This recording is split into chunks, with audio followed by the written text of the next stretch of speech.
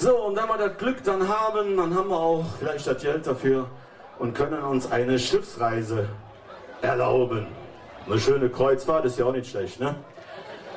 Und dann wird irgendwo das Schiff herkommen, Micha, oder? Bin ich jetzt richtig? Jetzt bist du völlig Wunderbar. auf dem richtigen Dampfer. Ein Schiff wird jetzt gleich irgendwann hier von rechts oder links.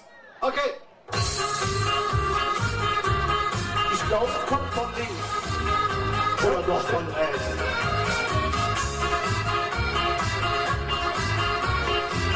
Ich kenne Mädchen, Piräus, die liebte den Hafen, die Schiffe und das Meer.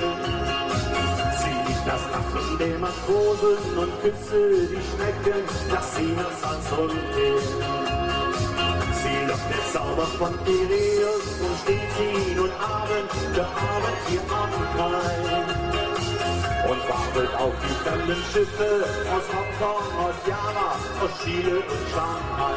Und die eine, ein Schiff wird kommen, und das bringt ihr den einen, den sie so liebt wie keinen, und der sie glücklich macht. Ein Schiff wird kommen und ihren Traum erfüllen. Und ihre Sehnsucht stillen, die Sehnsucht mancher Nacht. Und Abwanze, jawohl, hey. Wo ist das Schiff? Ich kenne Mädchen aus Piräus, die würde ich gern küssen, doch keine Chance für dich. Denn es muss einer sein vom Hafen, denn so einen Burschen, ja, den ich sie sehen.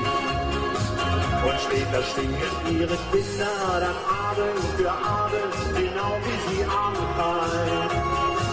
Und warten auf die fremden Schiffe aus Hongkong, aus Java, aus Chile und Shanghai. Mit euch zusammen!